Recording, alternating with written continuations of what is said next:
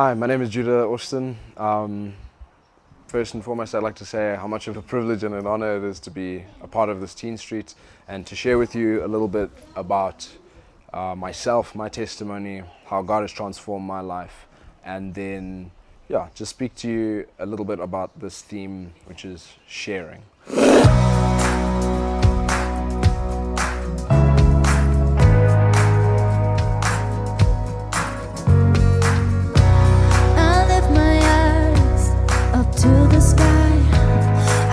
My mind on who you are and all you promised. I give my life a sacrifice to you, and I choose to go where you have called me.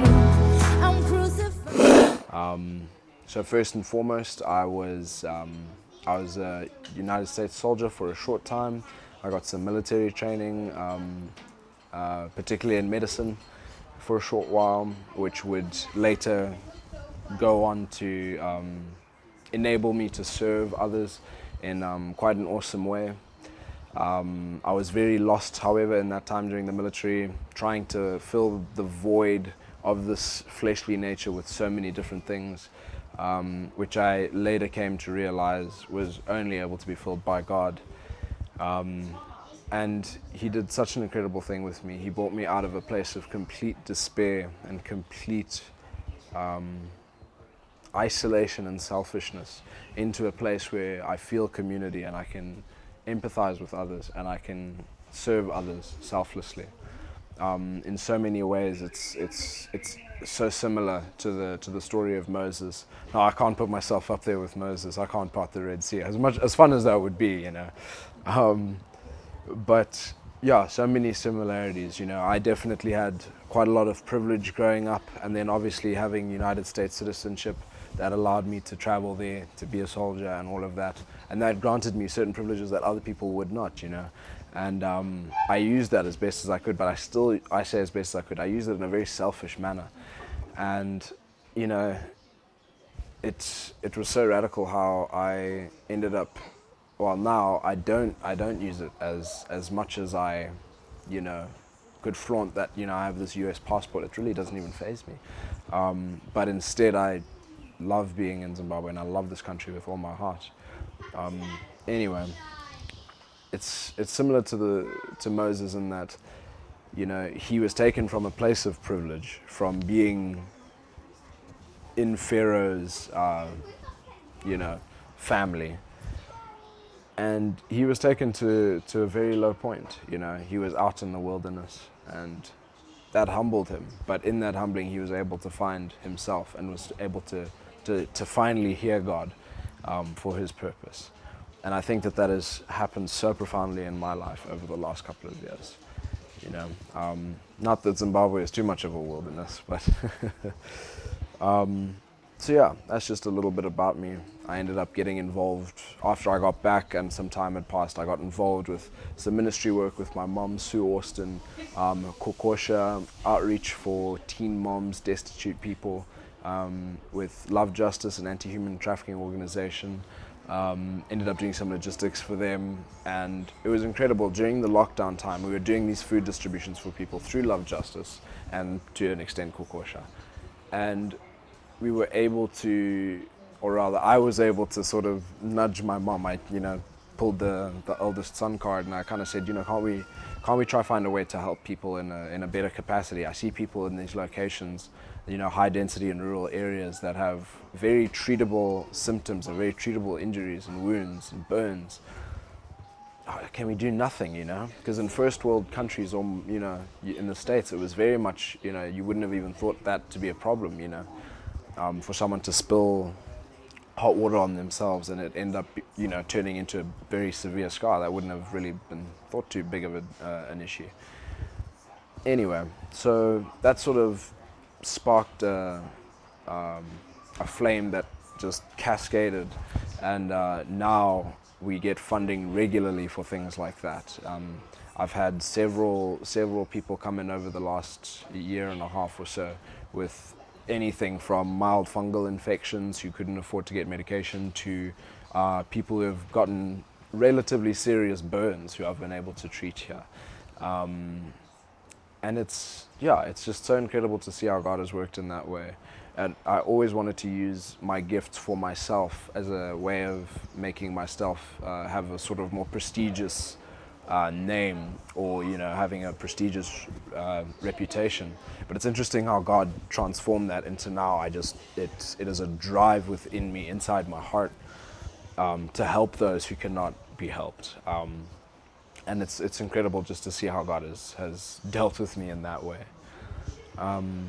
Again, bringing it back to the story of Moses, I wouldn't have considered, if you had seen me a couple of years ago, I'm sure someone in my family could tell you that a couple of years ago I would never have been the candidate to help the neediest of the needy, or to be involved with that kind of stuff at all. I was a very self-oriented person, very fleshly oriented person. I did what I wanted to do when I wanted to do it, which I think is true of most teenagers who are watching this. What I found to be incredible in sort of coming into Christianity, and when God brought me into the fold, was you find more fulfillment in serving selflessly than you ever will trying to satisfy yourself and thinking more about yourself. The more I still have these moments where I'm all up in my head and worrying about the future or this or that or the other thing, and the best cure for it that I have found is to get out of my head, to get out of myself, and to help someone else. And that just does amazing things. That is when you will find true fulfillment in your life, and that is the point of the gospel. That is the point of the gospel. The message of the gospel is centered around selflessness. God sent His only begotten Son to die for our sakes, not for His. Jesus died on that cross, and He bore the brunt of bore the full wrath of God on the cross for us. Every part of the Bible recurs in this theme, or rather the Bible has this recurring theme of selflessness, of sharing. In the Old Testament, the Israelites were commanded, take the orphaned, the fatherless, the widowed, the sojourner who comes into your camp, take them in, make sure they eat until they are satisfied. You see it again in the New Testament, James 1:27. Pure religion is this,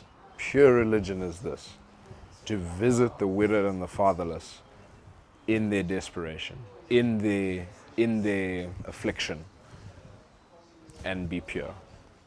And if you know anything about the Bible, you know that being pure is not just a suggestion that comes with a reward. It is a commandment on you. It is a commandment of you to be selfless, to sacrifice some part of yourself for the benefit of someone else, on behalf of the object which you are loving, right?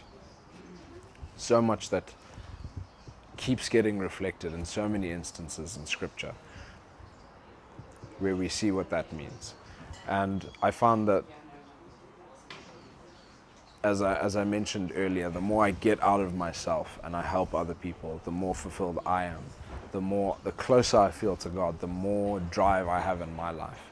Sure, there's definitely other things that you can do to bolster yourself and to give yourself more meaning. Absolutely. Sports, academia, whatever it may be.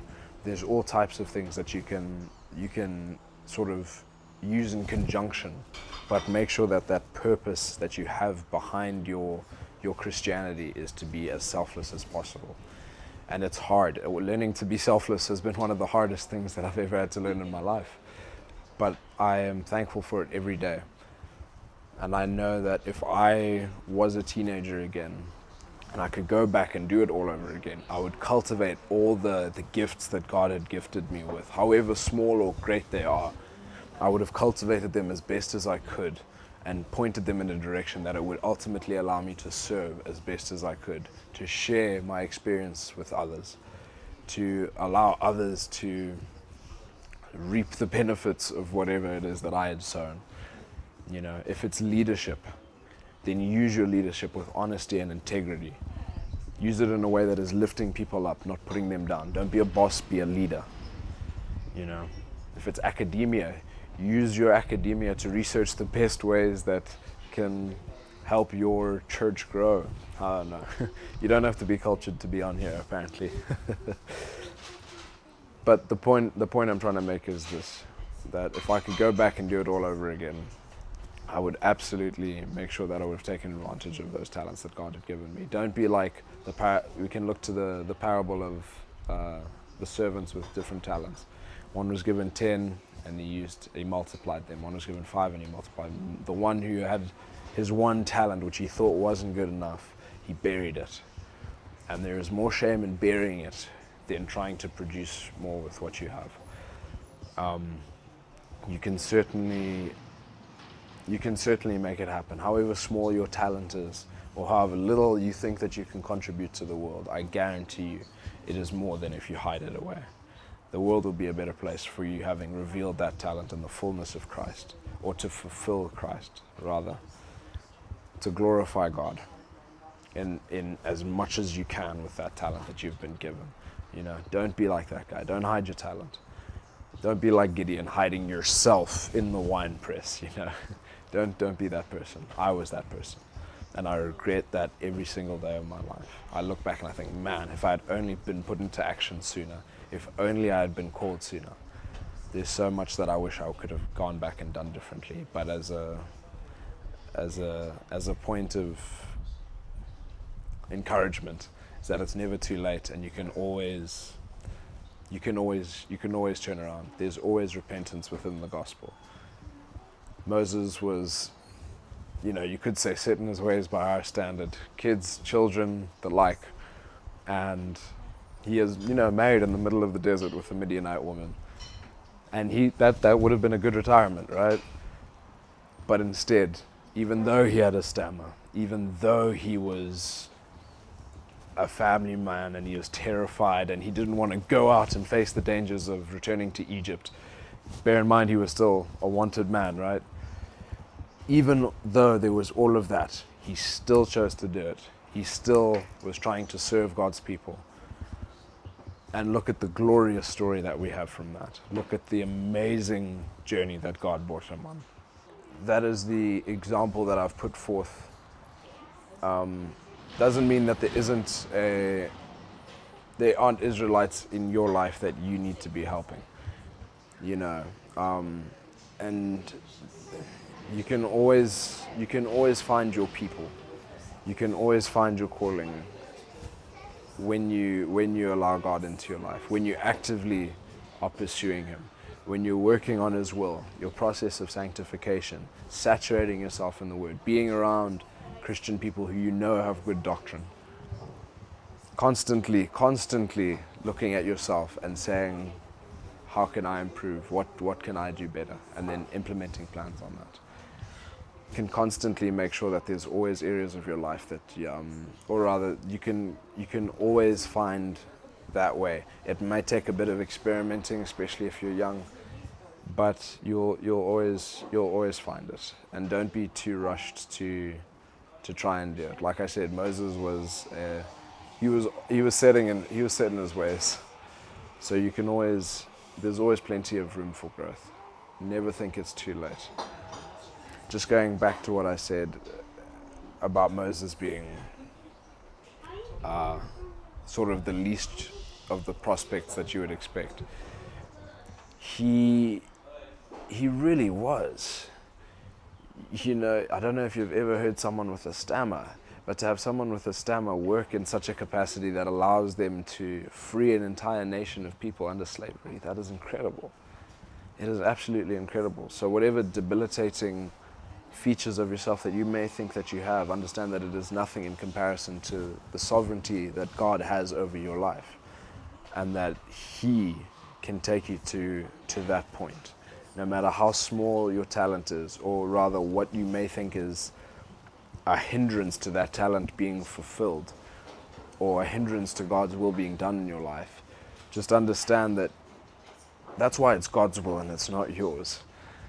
And the more you can get out of your own way, the more you can surrender yourself unto God's will, the more you'll find that it becomes easier to truly see these fears and be able to persevere through them. to truly be able to trust God, to let go and let God. I know some people might not agree with that statement, but it rings true for me. You know, I have to understand that my fears are just my fears. And hey, we're all human. You know, Elijah was depressed. Noah had a drinking problem. The list goes on. But never let that stop you from fulfilling God's purpose for your life. Never let that stop you from fulfilling His purpose. And that is one of the most powerful driving factors in the world, is regret. And looking back and thinking, I could have done it better. And looking back and thinking, what if I had done that better? And take counsel. If you think that it's a legitimate problem, take counsel. Have people and allies around you that can rally towards you and give you advice. That is the way forward. We don't do it by ourselves. We have to have community. Sometimes I wish I could do it by myself, but unfortunately I can't. And I just want to say that in closing, no matter how small you may feel that you are, or how little you feel you have to offer this world, that there is something inside you that God has put inside you that you can bring into fruition, that you can ultimately use to serve His kingdom and glorify God. Thank you.